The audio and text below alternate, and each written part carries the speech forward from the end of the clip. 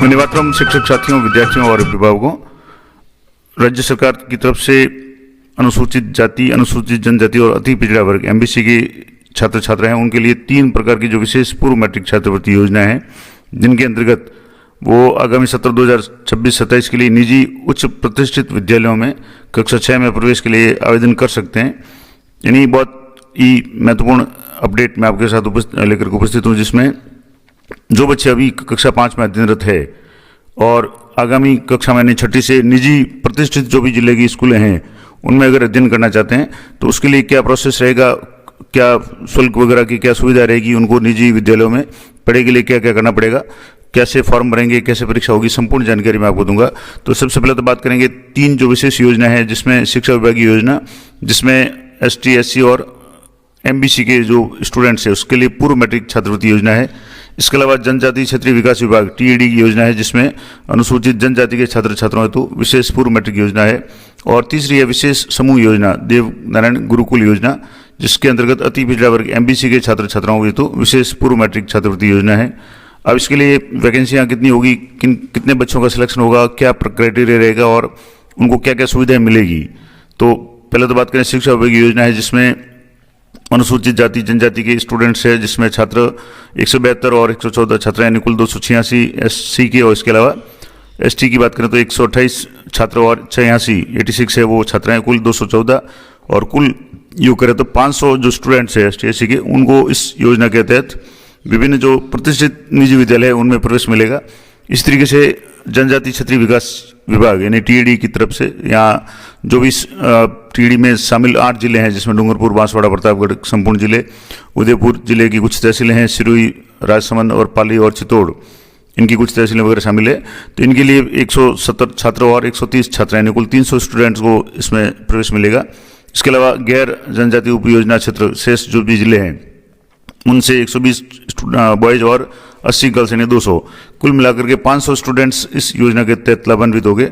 और इसी तरीके से विशेष समूह योजना यानी देवनारायण गुरुकुल योजना है, इसके अंतर्गत जो अति पिछड़ा वर्ग MBC के स्टूडेंट्स हैं उनमें से 200 छात्र और 300 छात्र 200 छात्राएं, कुल 500 रिक्तियां हैं। अब इसके लिए संपूर्ण वैकेंसी यानी 500 तो ये हो गई इस योजना में, 500 TAD योजना में, और इसके अलावा शिक्षा विभाग की छात्रवृत्ति योजना इसमें भी 500 स्टूडेंट है। तो कुल ये 1500 स्टूडेंट है, इनको निजी विद्यालयों में प्रवेश मिलेगा। इसके लिए क्या होगा, तो इसके लिए सबसे पहले तो राजस्थान का मूल निवासी स्टूडेंट होना चाहिए, यानी उसके पास में स्टूडेंट खुद का मूल निवास प्रमाण पत्र होना अनिवार्य है। अगर नहीं है तो आप बनवा सकते हैं, हालांकि डेट में बता दूंगा कब तक फॉर्म भरे जाएंगे। इसके अलावा छात्र छात्रा का उक्त तीनों योजनाओं से संबंधित विशेष वर्ग यानी जिस कैटेगरी के लिए आवेदन कर रहे हैं उस कैटेगरी का सर्टिफिकेट, विद्यार्थी का खुद का स्वयं का जाति प्रमाण पत्र ST SC या MBC का वो होना चाहिए।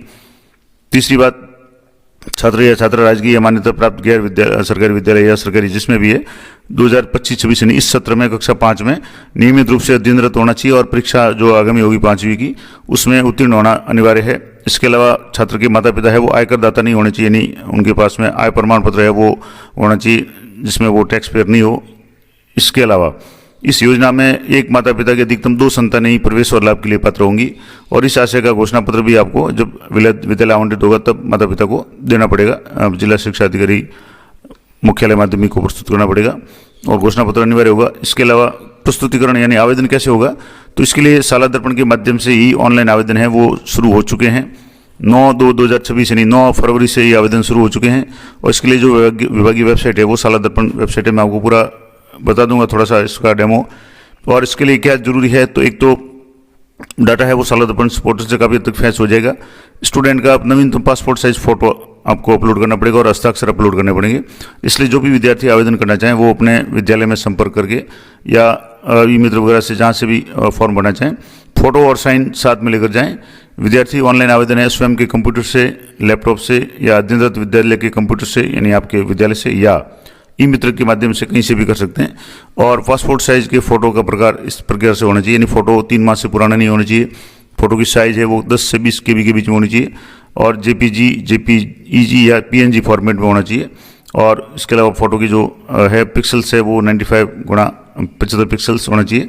Photo should be clear in colour with light background, यानी साफ फोटो होना चाहिए, चेहरा अच्छी तरह से दिखना चाहिए। हस्ताक्षर भी अपलोड होंगे, हस्ताक्षर भी 10 से 20 KB के बीच में होंगे, JPG फॉर्मेट वगैरह में होंगे। तो ये तो सारे फोटो और साइन दोनों की बातें हो गई। अब कब तक आवेदन कर सकते हैं, और इसके प्रवेश पत्र है वो 11/3/2026 यानी 11 मार्च से 14/3/2026 तक साला दर्पण की वेबसाइट से ही इसके प्रवेश पत्र है वो आप डाउनलोड कर पाएंगे। इसके लिए जो भी आप आवेदन करेंगे उसका आवेदन क्रमांक है वो अंकित करना पड़ेगा, यानी फॉर्म एप्लीकेशन फॉर्म नंबर। तो ये तो हो गया एग्जाम की बात करें तो 11 से 14 मार्च के तक इनके प्रवेश पत्र है वो आपको उपलब्ध हो जाएंगे साला दर्पण पोर्टल पे। अब आवेदन की अंतिम तिथि की बात करें तो जैसे अभी आप आवेदन भरते हैं तो आवेदन भर करके प्रिंट अपने पास रख लें, क्योंकि आपको जब प्रवेश पत्र डाउनलोड करने पड़ेंगे तो उसके क्रमांक की आवश्यकता पड़ेगी। और साला दर्पण पोर्टल पे ऑनलाइन आवेदन भरने की अंतिम तिथि है वो है 24/2/2026 यानी मंगलवार 24 तारीख तक, यानी आगामी 24 तारीख तक। आज जैसे 12 तारीख हो चुकी है तो 24 तारीख तक आपको रात्रि 12 बजे तक आवेदन कर सकते हैं। उसके बाद में वो लिंक है वो स्वतः निष्क्रिय हो जाएगा। तो ये तो हो गया। इसके बाद में किसी तरह का ऑफलाइन फॉर्म है वो स्वीकार नहीं होगा, और फॉर्म भरने में अगर कोई त्रुटि रहती है तो आगामी 2 दिन यानी 25/2 और 26/2 2 दिन तक है किसी प्रकार का इसमें संशोधन है वो हो पाएगा। उसके बाद कोई भी संशोधन नहीं हो पाएगा, और आवेदक के नाम, पिता का नाम, जन्मतिथि, पता और जाति, माध्यम और आवेदक वर्ग में परिवर्तन किया जा सकेगा।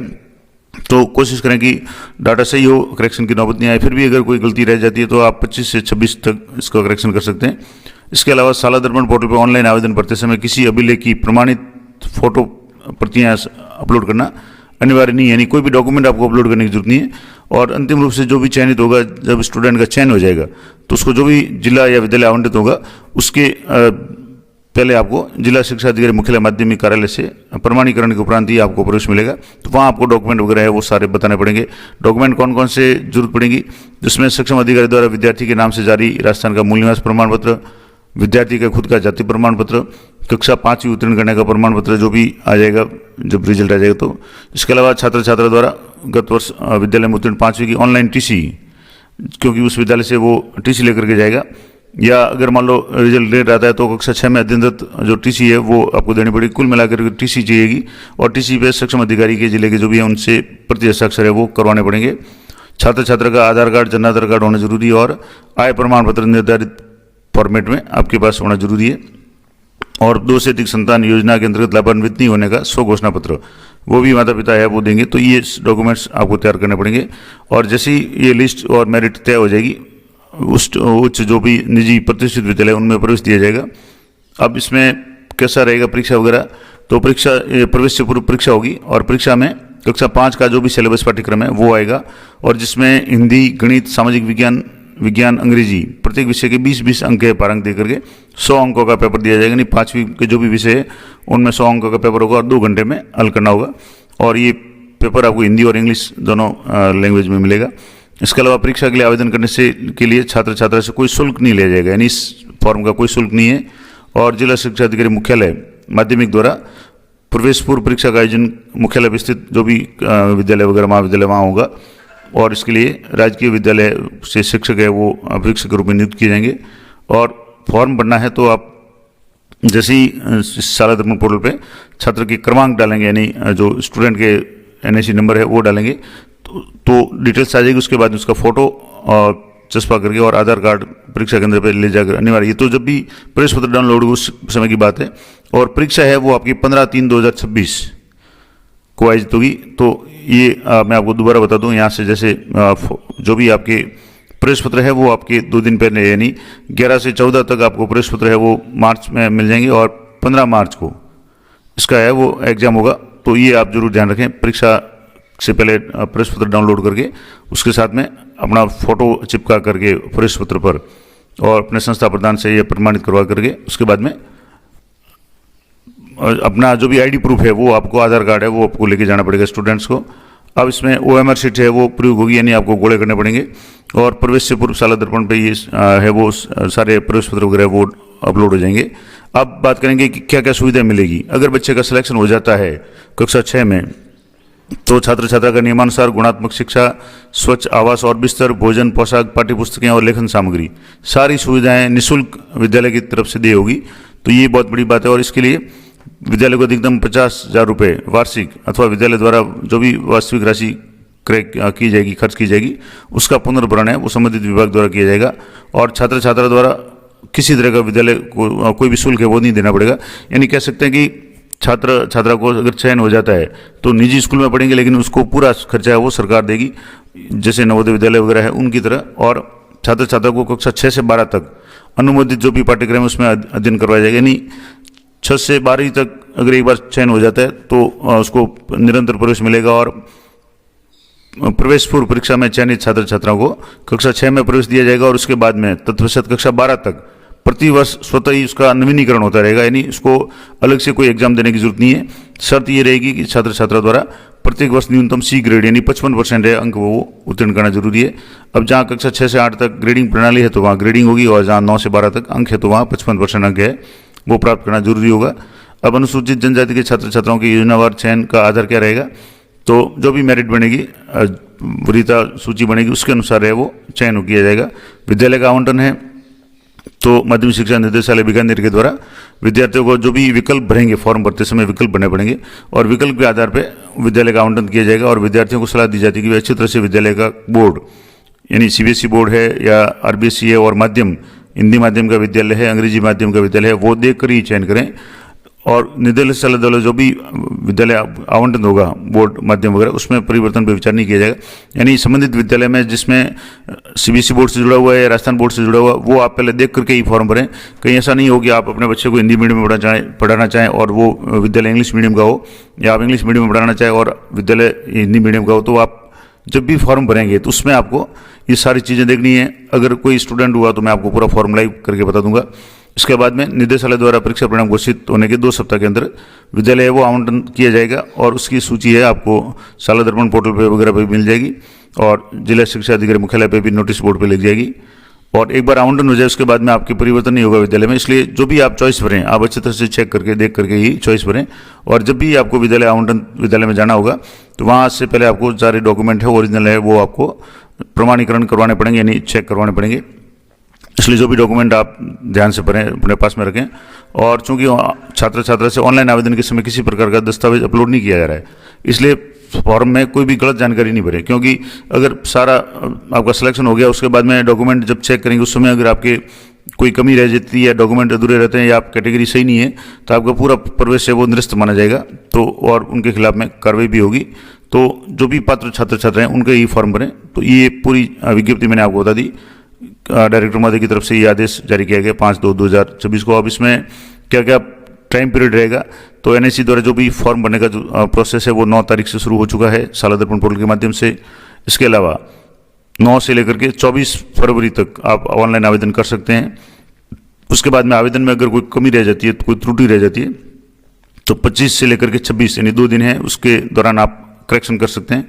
उसके बाद में ऑनलाइन आवेदन की तिथि के अंतिम तिथि के पश्चात एनआईसी के द्वारा विद्यालय के कार्ड में वर्णित गृह जिले के आधार पर जो भी है वो आवंटन वगैरह है वो उपलब्ध होगा, या विद्यार्थी की जो भी लिस्ट वगैरह है वो शाला दर्पण लॉगिन पे उपलब्ध हो जाएगी, कितने वैकेंट पोस्ट वगैरह कितने क्या है। उसके बाद में शाला दर्पण पोर्टल के लॉगिन पे उपलब्ध परीक्षा केंद्र के आधार पर प्राप्त विद्यार्थियों की संख्या है वो भी उपलब्ध हो जाएगी। तो ये परीक्षा केंद्रों के लिए बात होगी, यानी डीओ के लिए काम की बात है। उसके बाद में जिला शिक्षा अधिकारी मुख्यालय द्वारा जो भी शाला दर्पण पे प्रवेश पत्र है वो आपको उपलब्ध कराए जाएंगे, वो आप जरूर देख लें 11 से 14 के बीच में। और उसके बाद में 13 तारीख से 14 तारीख तक है वो प्रवेश पत्र आप डाउनलोड करके उसको देख पाएंगे केंद्रों को वगैरह। परीक्षा है वो आपके 15 मार्च 2026 15 तारीख को परीक्षा होगी और सभी जिला मुख्यालयों पर होगी, और 10 से 12 बजे तक ये परीक्षा का आयोजन होगा। इसके बाद में परीक्षा केंद्रों की सूची वगैरह वो सारी हो जाएगी। उसके बाद में जो भी बंडल वगैरह है वो ओएमआर शीट के बीकानेर भेजे जाएंगे, और रिजल्ट अपलोड जो भी है वो तैयार होगा। और मेरिट वाइज सूची है वो 2/4/2026 तक है वो बन जाएगी। और जो 1500 स्टूडेंट्स है 500 500 500 तीनों स्कीम्स में, उनके लिए जो निजी प्रतिष्ठित विद्यालय का आवंटन है वो 10/4/2026 को हो जाएगा, यानी 10 अप्रैल तक हो जाएगा। और उसके बाद में विद्यालयवार सूची है वो डीओ कार्यालय द्वारा 24 तारीख तक हो जाएगी। ये पूरा टाइम पीरियड रहेगा।